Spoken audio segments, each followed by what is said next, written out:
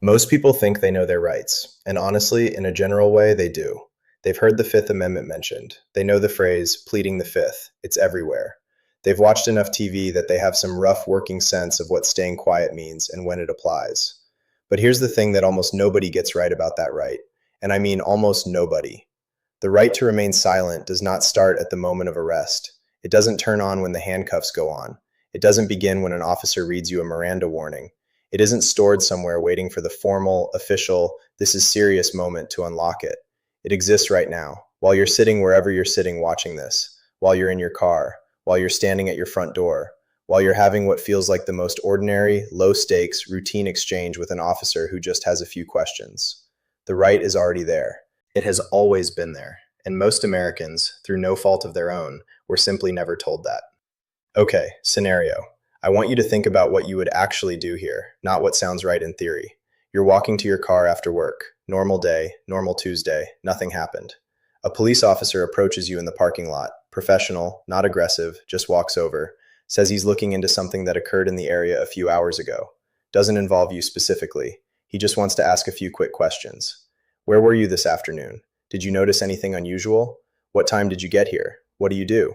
Be honest with yourself. Most people answer immediately, without even a pause. Because it's just a few questions, the officer seems completely reasonable, and refusing feels like, what? Feels weird. Feels like the kind of thing only someone with something to hide would do. So they answer. And those answers, those casual, completely voluntary, doesn't feel like anything answers, given in a parking lot on a Tuesday afternoon. Those are statements, actual legal statements, with real weight. Not necessarily because anything bad is coming, maybe nothing comes of it at all. But once you've put yourself at a specific place, at a specific time, in a spoken account to an officer who's actively investigating something, that account exists. And it will be compared against other information, always. Let me back up, because I think the Miranda thing needs more time. The Miranda warning, you have the right to remain silent, anything you say can be used against you in a court of law. Most people hear that and think, that is the moment the right is created, like a switch being flipped. It isn't. Miranda is a notification requirement. That's all it is. It's the legal obligation to remind someone of a right that already existed before anyone said a word. It applies specifically in custodial interrogation situations. You're in custody, you've been arrested, formal questioning is happening. The underlying right, the Fifth Amendment protection against being compelled to be a witness against yourself, that's not created by the warning. It pre-exists the warning. It pre-exists the arrest. It pre-exists everything. It belongs to you in that parking lot, at your door, in your car window. I know. I know that's not how most people think about it. That gap between when people think the right kicks in versus when it actually applies, that's the gap where genuinely innocent people walk themselves into complicated situations they never saw coming. Not because they're naive, because nobody ever explained this part. One thing I want to be clear about before we go further, the legal details around invoking the right to remain silent, when, how, what constitutes a clear invocation, how courts have analyzed specific circumstances, that gets nuanced fast. And it varies by jurisdiction in ways that are actually significant, not just technically significant. What this video is foundational awareness, a starting point, the kind of thing that should be in every American's head as basic working knowledge, and then gets refined with proper legal guidance if and when a specific situation requires it. This is education. Your specific situation needs an actual attorney. That's not a disclaimer I'm throwing in to cover myself. It's genuinely true and genuinely matters. All right, let's keep going. Back to the parking lot. Let me show you why that scenario is more dangerous than it looks. Say the officer is investigating a theft. Happened that afternoon in the same area. Your car matches a general description. He asks when you arrived, where you went, whether you went near the east entrance. You answer everything, honestly, because you genuinely have nothing to hide. You say you arrived around 2. Your phone's location data shows 150. Small difference, you estimated, that's all. But now there's a discrepancy between what you said and what a data source shows. You say you didn't go near the east entrance. A camera at a business down the block shows you walking in that general direction. Not near the entrance, not doing anything unusual, just walking. But the direction matches. Another small inconsistency. Neither of these things makes you guilty of anything. Neither of them even suggests it. But you have now created a record of statements that don't perfectly align with other available information. And in more serious situations, not this parking lot Tuesday, but situations like this one scaled up, that's exactly the kind of thing that creates genuine complications for innocent people. Not because they lied. They didn't. Because memory is imperfect. Estimates are imprecise. Informal verbal accounts never align perfectly with data. This happens to truthful people, constantly. The right to remain silent exists partly because of this. Because the system recognized at a foundational level that compelling people to produce immediate self-accounting under pressure isn't reliable, and that the unreliability tends to land hardest on innocent people trying their best to cooperate. So how do you actually use this? In practice, in real situations, not theoretically. The first thing, invoking the right works best when it's done verbally and clearly. Simply going quiet, without saying anything, creates an analysis question that courts have had to sort out in specific circumstances. The cleaner approach is to say it out loud. I'm going to exercise my right to remain silent, or I'd prefer not to answer questions without speaking to an attorney first. Either one, once, calmly. Then, and this is genuinely the hardest part for most people, stop talking. No explanation of why. No qualifier about having nothing to hide. No apology for being awkward about this. Just the statement, and then quiet. The urge to soften it, to add something, to fill the silence. That urge is the thing that keeps the conversation going in ways that don't serve you. Say the phrase, let the silence be uncomfortable for a second. It passes. What you say to avoid it sometimes doesn't pass as easily. In a voluntary encounter, where you haven't been detained, where you're actually free to leave, there's another option that most people don't know exists. You can just end the conversation. Am I free to go? 4 words. They require a direct legal answer. Either you're free, in which case you excuse yourself and leave, or you're being detained, which requires legal justification and triggers different protections entirely. Most people have never said those 4 words in their lives. It feels confrontational. It feels like an accusation. It feels like something you'd only say if you were suspicious of the officer or wanted to make a point. It isn't any of those things. It's a practical question about your legal status in that moment. It's information you're entitled to have.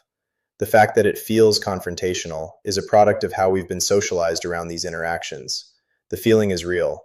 The confrontation isn't. Traffic stop. This is where most people encounter these dynamics in practice. So let's be specific about what it looks like here. You're pulled over. Documents, license, registration, insurance, you provide those when asked. That's your legal requirement, and you fulfill it promptly. No drama there. Then the questions. Where are you coming from? Where are you headed? How long have you been driving today? Do you know anyone in this area? These questions feel mandatory. The momentum of the situation, the authority present, the light still on behind you, the social script of the encounter, all of it pushes hard toward answering. And most people do. But you're not legally required to answer questions about your activities during a routine traffic stop. Where you've been and where you're going is not information you're obligated to provide.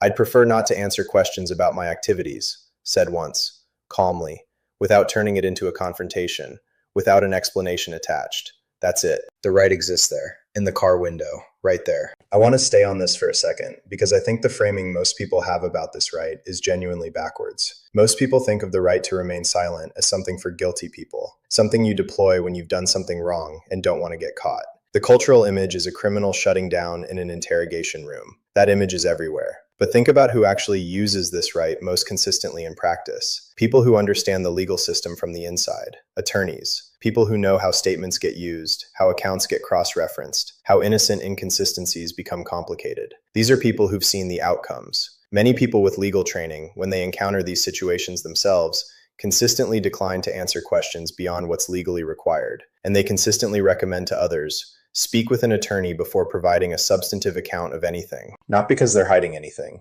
because they understand how statements function once they exist. That habit, that clarity, it's available to you. It doesn't require years of legal training. It requires knowing the right exists and deciding in advance what you'll do when you need it. Let's run through some different situations quickly. What if you're approached in a public place, a street, a store parking lot, a park, and an officer wants to ask some questions? Ask first, am I free to go? If yes, you can politely excuse yourself. I prefer not to answer questions. I appreciate your time, and leave. If you're being detained, meaning you're not free to go, different considerations apply. In states with stop and identify laws, and these vary significantly, they're not uniform across the country, you may be required to provide your name. Laws differ meaningfully here depending on where you are, so knowing your specific state's rules is genuinely worth a few minutes of your time. Beyond name if required, the right to remain silent and to speak with an attorney before answering questions is generally available. What about your front door? Don't have to open it. Your home has the strongest Fourth Amendment protections of any space. An officer without a warrant generally doesn't have the legal right to enter. You can speak through a partially open door. Do you have a warrant? No warrant. I'm not comfortable allowing entry without a warrant. And if questions are being asked through the door, same right applies. I'd prefer not to answer questions without speaking to an attorney. Calm, not cold, not aggressive, just clear. What if you're already in a formal questioning situation? You went in voluntarily, you've been answering things, and now you want to stop. You can stop at any point. Say it clearly. I'd like to stop answering questions and speak with an attorney. The statements already made are what they are, but new statements stop being added the moment you say that. And given how pressure affects memory and accounts, stopping sooner is better than stopping later, regardless of what's already been said. What if something said during questioning doesn't sound accurate to you? Don't debate it in the moment. Don't explain why it's wrong. The instinct to correct the record is completely human and completely understandable. It also keeps you engaged in the conversation in ways that don't help. Your response to anything, accurate or otherwise, I'd like to speak with an attorney before answering further questions. There's something about this right that I don't think gets enough attention. It protects your memory, not just your words. That sounds strange, so let me explain what I mean. When you're in a situation, questioned, investigated, asked to account for something, that situation creates pressure. And pressure changes how we recall things, the details we emphasize, the timelines we reconstruct, the account we produce. Research on human memory is pretty clear on this. Accounts given under pressure, especially when the person believes the stakes are significant, can differ from accounts produced later in calm, supported settings. Not because the person is lying, because that's how memory works under stress.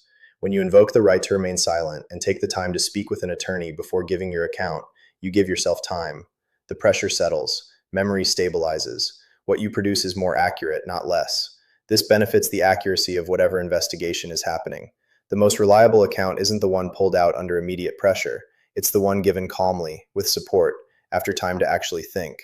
This is one of the reasons the right exists, not just to protect people from self-incrimination in a narrow legal sense, to protect the quality of what people say when they do speak. Okay, let's be real about the social discomfort, because that's the actual barrier for most people, and glossing over it doesn't help. Using the right to remain silent feels wrong in ordinary social contexts. It feels like you're treating a normal interaction as something adversarial. It feels rude. It feels like you're being uncooperative, when you could just be a reasonable person who answers a few straightforward questions. That feeling is real. I'm not going to tell you it isn't, and it's coming from a good place. From your social instincts, your desire to seem like a decent person, your completely legitimate reluctance to create friction where there doesn't seem to be any. But here's the thing. That discomfort, that specific, awkward, slightly uncomfortable 30 seconds, passes, usually pretty quickly. What you say trying to avoid it doesn't pass as easily, and that's the calculation. People who use this right regularly stopped experiencing the discomfort the same way, not because they became cold or stopped caring about how they come across, but because they've seen enough outcomes that the clarity of the right starts to outweigh the awkwardness of using it. You can get there too. Not through some major shift, just through knowing the right exists and deciding, before you need it, that you'll use it. The practical part of this is actually short, which is good. Short is what you remember when you need it. Am I free to go? For voluntary encounters where you need to know your status. I'm going to exercise my right to remain silent. Clear verbal invocation. Once. Stop talking after. I'd prefer not to answer questions without speaking to an attorney first. Slightly softer version of the same thing. I'm not comfortable allowing entry without a warrant. For the door. That's 4 phrases. The whole practical toolkit for a huge range of situations. Practice them, out loud. Actually say them until the awkwardness goes out of them, and they feel like something you would just say, not something you're reciting. Because the version of you who needs these phrases might need them on a completely ordinary day when nothing about the morning suggested you would. One last thing before we close this out. Because there's something that's been sitting in the background of this whole video that we haven't directly addressed. We talked about the right to remain silent as it applies to you, in situations you're directly involved in. But what about the situations where someone else gets asked about you? A neighbor, a coworker, a family member who gets a call or a knock at the door and figures they're just being helpful by answering a few questions. These people have no reason to be careful. They're not under any pressure. They're just talking, being cooperative, being normal. And in those conversations, casual, voluntary, completely informal, things get said. Accounts get created. Timelines get established, not by you, by someone who is trying to help. The psychology of those situations, why people talk freely, what they say, and how it matters, is one of the things almost nobody thinks about carefully, and it might matter more than most of what we covered today. That's what comes next.